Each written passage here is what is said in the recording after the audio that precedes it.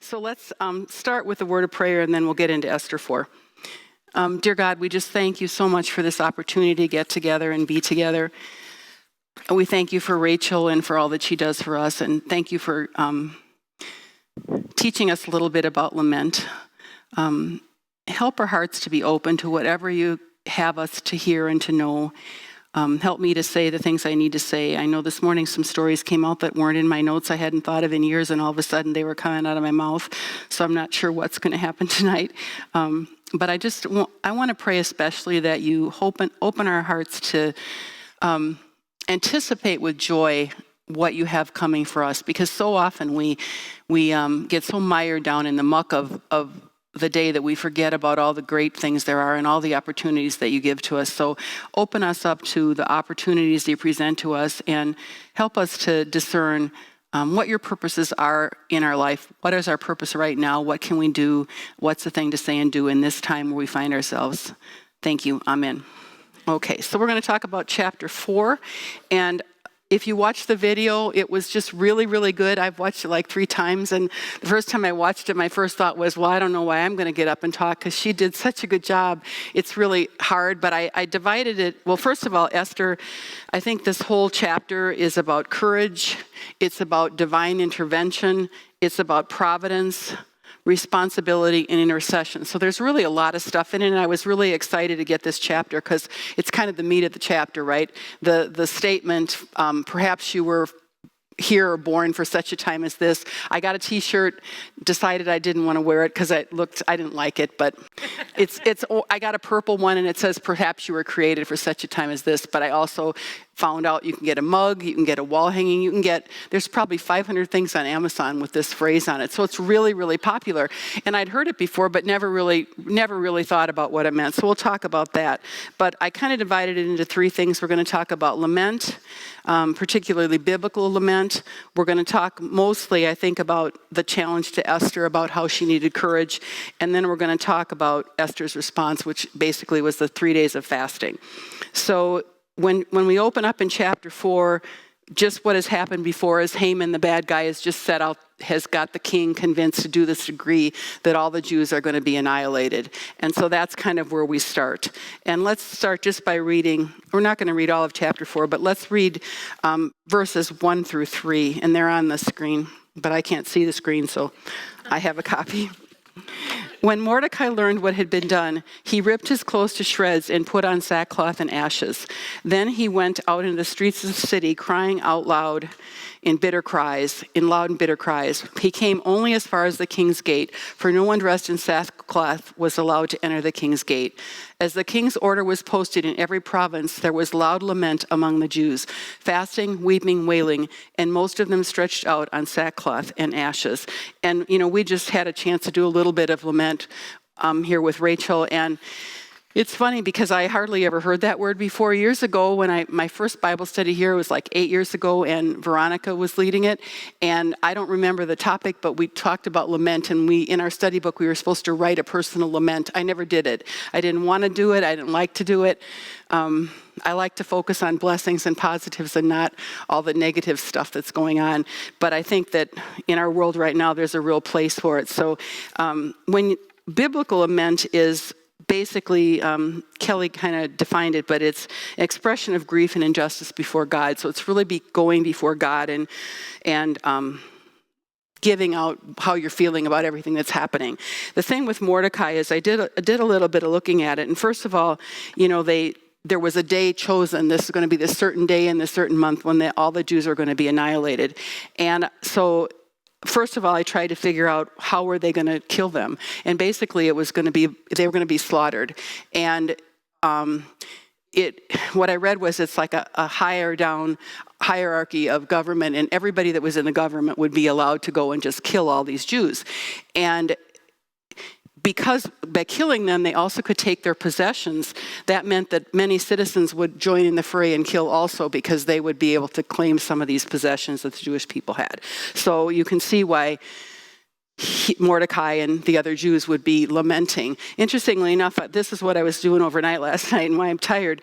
But if you remember from the map at the beginning, from India to Kush, it was a huge area, the Persian Empire, and there were 127 provinces, and in those provinces, there were 50 to 60 million people approximately, and out of those, anywhere from, the estimates are 300,000 to 1 million Jews. They don't really know.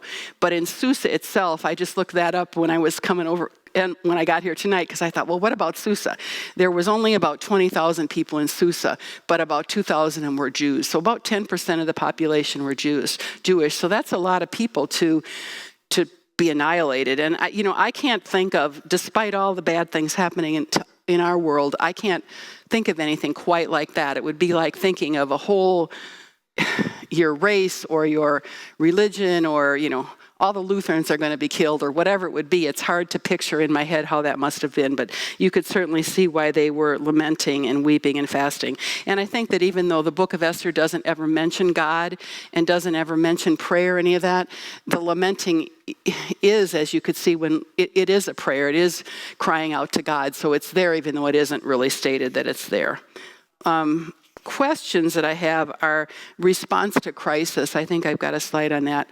How do we respond to crisis? How do we personally respond to crisis? Everybody's different. I mean, like in my house, I was brought up, my parents were both German.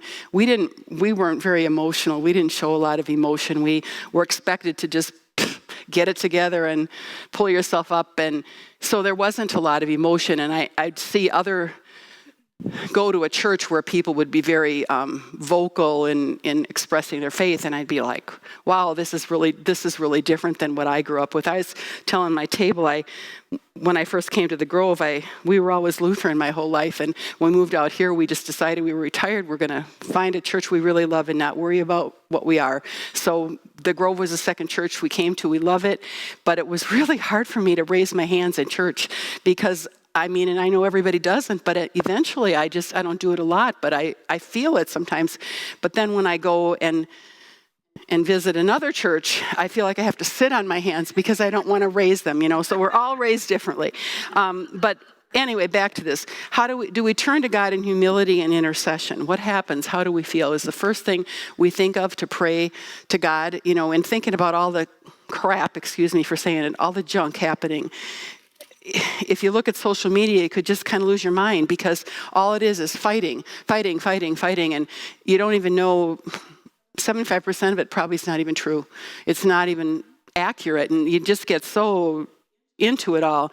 And also how to respond in a personal versus a more global crisis. It depends on how close you are to the situation. If you look at Gaza and what's happening over there, you see it and you're like, oh, that's really sad. It's hard to relate to it. I haven't seen anything like that, right? But then you bring it to the United States and our country, and you can relate a little bit more. Just before I left here, my husband flipped the news on, and somewhere out on the East Coast, three cops were killed and two are in critical condition. They were filing a search warrant and bam, that just happened. So that's a little closer to home.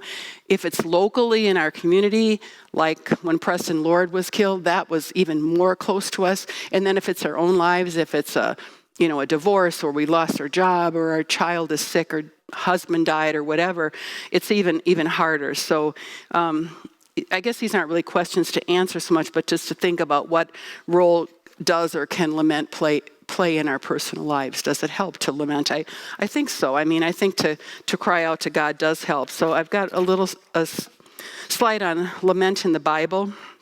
There's a lot of lament especially in the Old Testament.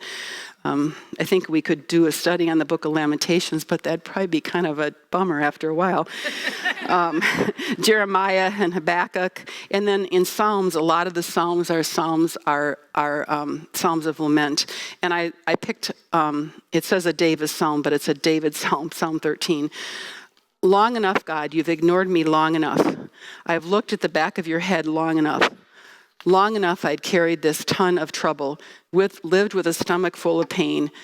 Long enough my arrogant enemies have looked down their noses at me. Take a look at me, O God, my God. I want to look life in the eye, so no enemy can get the best of me or laugh when I fall on my face. I've thrown myself headlong into your arms. I'm celebrating your rescue. I'm singing at the top of my lungs. I'm so full of answered prayers. So I just think I got my stuff out of order. Anyway, I just think that it can be useful to lament and just thinking about it in terms of here it is. Okay. So when you lament, there are some things you can do if you want to try to do it, really do it, rather than just complaining, because it's easy to complain to God. Why did you let this happen? Okay. Anyway, if you really want to lament, honestly acknowledge your pain. It's okay. God, I'm confused. I hurt. This hurts, somebody said this hurts my heart. And that's true. It hurts my heart, right? Honestly acknowledge that before God, and maybe before your friends, before a trusted person. Appeal to God's character, though. I think that's really important. God, I know you're there. Even if I can't see you, I can't feel you, you're always there. I know you're there. I know you've helped me in the past. Help me now, because I can't do this on my own. Plea for help and comfort, which I just said. And then express trust, because a lot of times we can lament about something, but we might not get an answer. We might lament over an illness, but everybody's not going to be cured of that illness. Everybody's not going to be healed. So trust that God's hand is in our life, and no matter what, he's in control of the circumstances. Okay, I got to move on. Talking too long. Okay, let's get on to the next part, which is verses 4 through 12, which is kind of the meat of this chapter, and kind of, I think, the meat of all of Esther, because it's where she really comes into her own. If you listen to the video, Kelly kind of talks about it like text messaging, but through Hathach, Esther finds out what's actually going on, why Mordecai is down at the palace gates in sackcloth and ashes, because she hasn't had any idea of the dire situation that she doesn't even realize it, right? Which is a little hard to understand, but no TV, no social media. She hears what she hears in the palace. She's very protected. And so he pleads with her to help. And Esther really has kind of life privilege, right? She's the queen. She lives in the palace. She's got a whole bunch of people ladies who take care of her and wait on her, and she really doesn't live a normal life like most people would live. What's weird is that we don't really know much about this story. We only know that the king has not called her in 30 days. I mean, she says that, I can go to him, but if he turns me away, he could kill me if I get turned away. We don't know why she hasn't been to see him for 30 days. I tried to do a little looking about this to see when did this happen in context to when she became queen, because we know she was probably like 12 or 13 years old when when the virgins were all rounded up. And then it was like a period of a year when they were being trained and groomed and all of that. And then she maybe would have been 13 or 14. And it sounds like, from what I could figure out, this was between 5 to 7 years later that this actually occurred. So she'd been the queen for a while and had been married to him for a while, but she was still young. She was still probably under 20 years old. She didn't have a royal background, so she didn't have anybody to back her up. She was really completely on her own. And we don't know why he didn't want to see her. We know a few things about him. We know that he was very impressionable.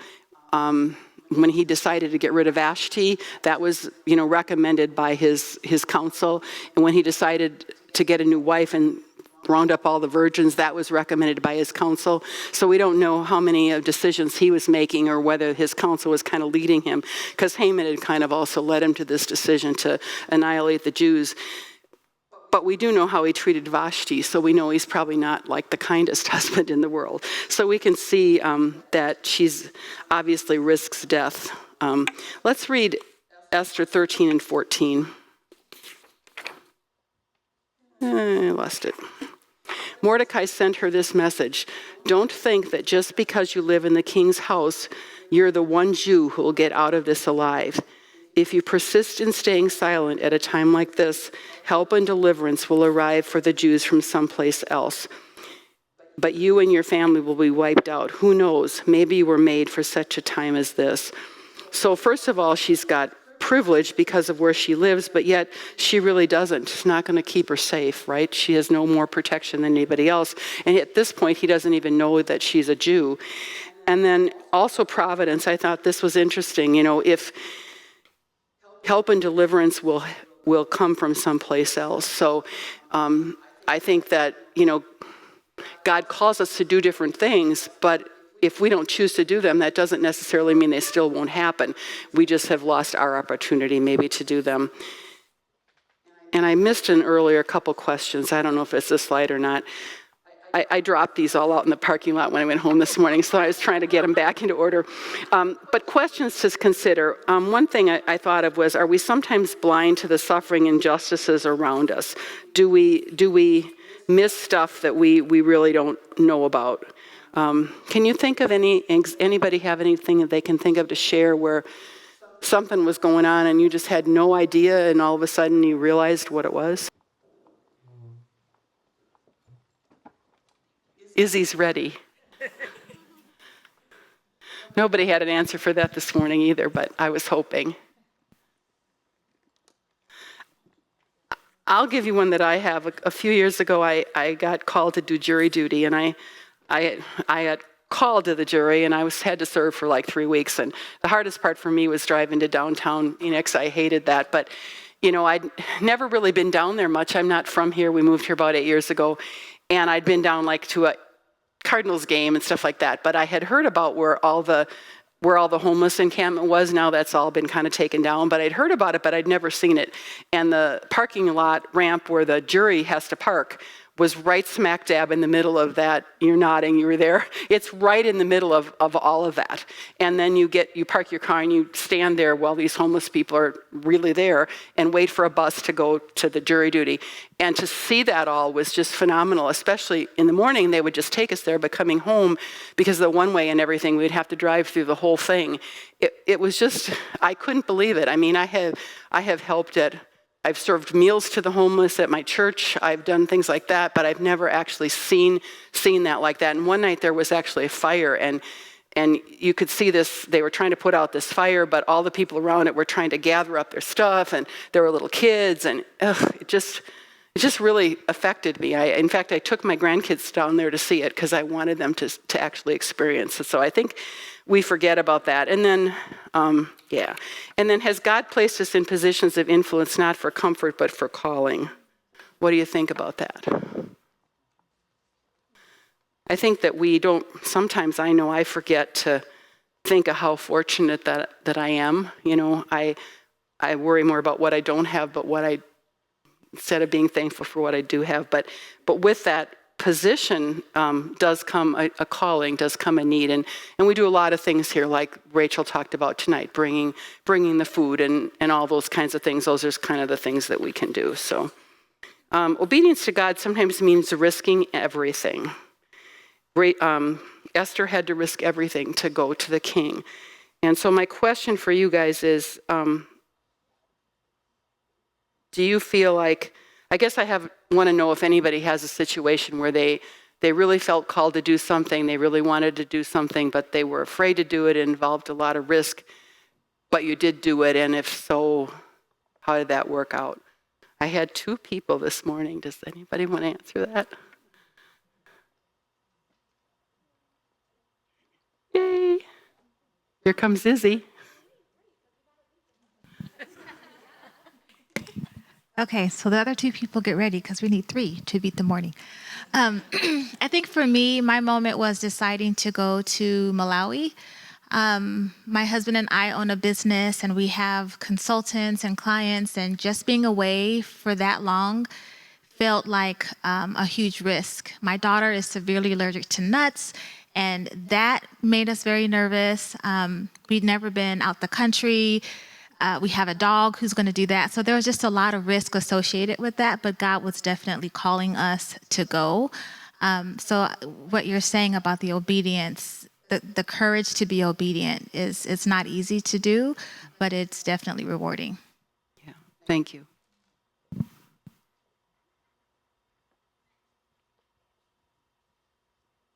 She's got better eyes than I do. I didn't see another hand.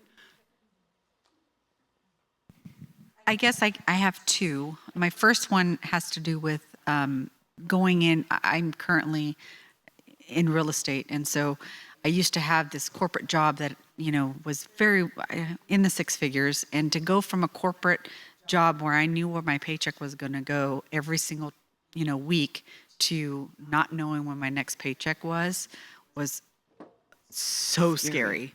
But now it's such a blessing because I get to help so many people. And in my previous job where, I was in corporate America, it wasn't very pleasing. So now I just get to, give keys to somebody that possibly could never do it before. So so rewarding. My second one would probably be my most accomplished, would be when I had to make the very difficult decision of going through a divorce. I had been married to somebody that was an alcoholic, and we also had a business, and he always made it sound like I couldn't be better than what I am today. And that was so scary to know that I was going to leave that to possibly not making it on my own. And here I am making it on my own. So it's a big deal. Yeah. Thank you.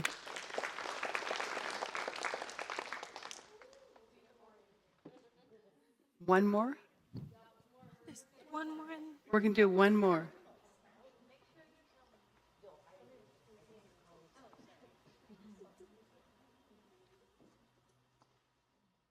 So my thing was last year, God called me to move to Yuma, which is where my ex-husband moved to, and I didn't know anybody. We lived there years and years ago, but God actually just spoke to me for the first time in my life, and it was so undeniable. I had to go. The night I heard that from God, I called my sister and I went to her house and I was like, I think God told me to go to Nineveh. She's like, okay. And I wrestled with it, but I decided to go. And so we went, my son and I, who's 14, and we were there for a year. And it was a really hard year. All my family's here. This family's here. And it felt like I was leaving so much to follow that calling, but I also knew that I had to do it. So I did, and we were gone for a year. And long story short, situation changed. I think that calling was lifted. And I told God, hey, I think I'm supposed to go back. If I'm not, I need you to talk to me again. And so I sat with it for a while anyway. And now I'm back, and I feel like I went and I did this thing. I grew in my faith. I stepped out, and now I'm back with my people, and I'm so grateful for that. I'm glad I did it. Thank you. Thank you, everybody. And when you get to your table, if there's some questions, just if you can share about any of that would be great. I'm just going to quickly go through God's providence. I know she covers it in the workbook, but I just thought it was kind of interesting to think about because sometimes I think it seems like everything's just like all out of control, but yet God actively sustains, guides, and cares for creations, including humanity, and God is actively involved in the world, even if we don't feel like he is. We had Josh's song on Sunday, which was very helpful at the end of, I think it was at the end of the service. Where is God in the midst of all this? And he's right here where he's always been. It's just that sometimes it's hard to feel. And he works according to his divine purpose to plan to achieve his purposes. Sometimes we don't know what the plan is, and when they're midst of it, we can't see. But the older you get, the more you have life to look back on and say, oh, well, now I understand. I'm really glad I didn't make that choice, or glad I didn't take that job, or glad I didn't marry that person, or whatever it happens to be. So, and there's some examples in Scripture. There's tons of them, but I thought of a few. One was Joseph, left to die in a well by his brothers, but then later on he was able to save them when they were starving in the famine. Moses, he had lots of excuses. That was even in the sermon on Sunday, how he's trying so hard. And then meanwhile, Aaron and they're building a golden calf down when he's doing the 10 Commandments. And then Abraham, old, and Sarah old, never could have kids, and yet he's going to be the father to the nations, and that actually happened. So, all right, I kind of totally screwed up my notes and didn't watch any of them, so I want to make a quick couple things here. I think that we need to remember that we need to think about our purpose where we are right now, because for me anyway, it's easy to think about the past, something great that happened, something I messed up and didn't do. I have one particular thing I really always wanted to do my whole life, and I never did it. And now I'm too old. I can't do it anymore. I lost my chance. So, and then sometimes we think about the future, especially when we're younger. We're waiting for our kids to go to school, and then we're waiting for them to go away from the home, and then we're waiting for grandkids, and then we're waiting to retire, and pretty soon, like, oh man, where did all these years go? But we really want to think about where we are right now, what's our purpose right now, where we're at, whether we want to be there or not, And I will tell you one quick little funny story. I didn't think of this morning. So I live in assisted living with my husband. He had a stroke a few years ago, and then he broke his neck. And so I wouldn't be in an assisted living if it weren't for him. But we can't afford to live in two places. And anyway, after 52 years, I would rather live with him, even though I have to say it's hard to live in 632 square feet. But we do it. And sometimes it's really hard, because even though the staff helps him, I help him a lot, and things that you would not think you necessarily would do for your husband, but you do what you have to do. And then I have a sister who's 10 years older than me, who is in a nursing home with dementia, who frankly is very hard for me to deal with. It's really, really hard. Even though I dealt with it my whole career, it's a whole different thing when it's your family. So sometimes I get like on a pity pot, and I'm like, oh gosh, I wasn't a nurse for all these years so that I could be a nurse in my retirement and help people out, old people out, and live with old people, older than me, like 20 years older than me. And so I was in the pool. I go in the pool every day. That's my prayer time. And I'm in the pool praying, and I'm like, God, just give me a purpose. Give me a purpose besides what I have, because I need something. And honest to God, I hear this, help. And I'm like, no. And there's this little man, I kid you not, there's this little man, and he is in the bushes, standing in the bushes like this, and I hear him, help. And I'm like, I better get out of the pool. I'm not supposed to help the residents, but there's nobody else out there. And then I hear him go, I need the toilet. And I'm, oh no, God, no. But I did get out, and I got him inside, and I got help for him. But I'm like, that was not what I was wanting for my purpose. That was not it. But anyway, I did it. My husband's like, did you help him? I'm like, well, not to the bathroom. I just got him in the building. But oh my goodness. So be careful what you ask for. Okay, so I am at my time. So let's just quickly go to the last section, which is Esther 4:15 through 17. Esther sent back her answer to Mordecai. Go and get all the Jews living in Susa together. Fast for me. Don't eat or drink for 3 days, either day or night. I and my maids will fast for you. If you will do this, I'll go to the king, even though it's forbidden. If I die, I die. Mordecai left and carried out Esther's instructions. So she decides she's going to do it. Why fasting? Again, because they don't really talk about the Bible, or they don't really talk about God or prayer in here. Fasting was a religious thing, and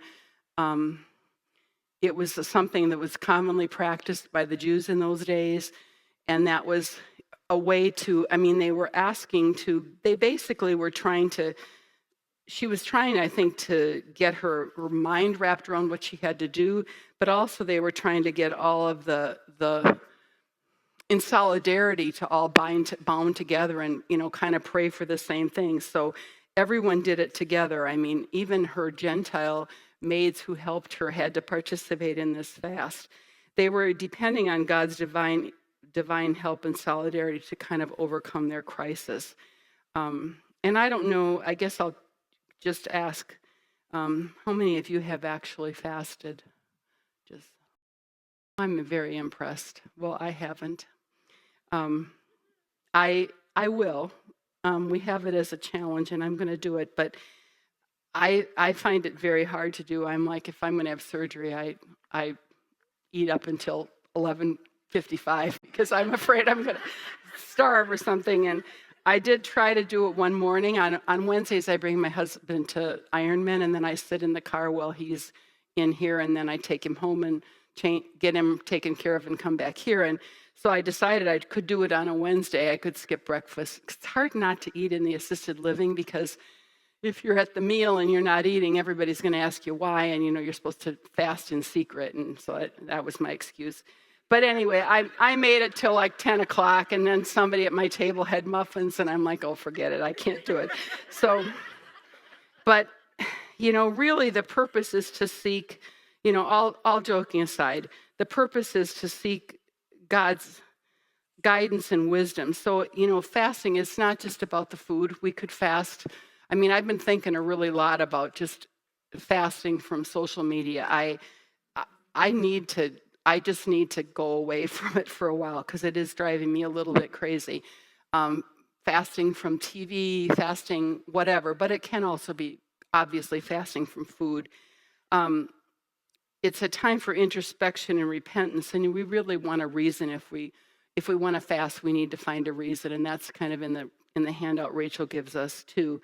But if you think about it, if you're going to go 3 days without eating like they did, you'd have to be pretty humble and be praying a lot. By the time you got probably to the end of the second day, you'd be pretty hungry and pretty thirsty.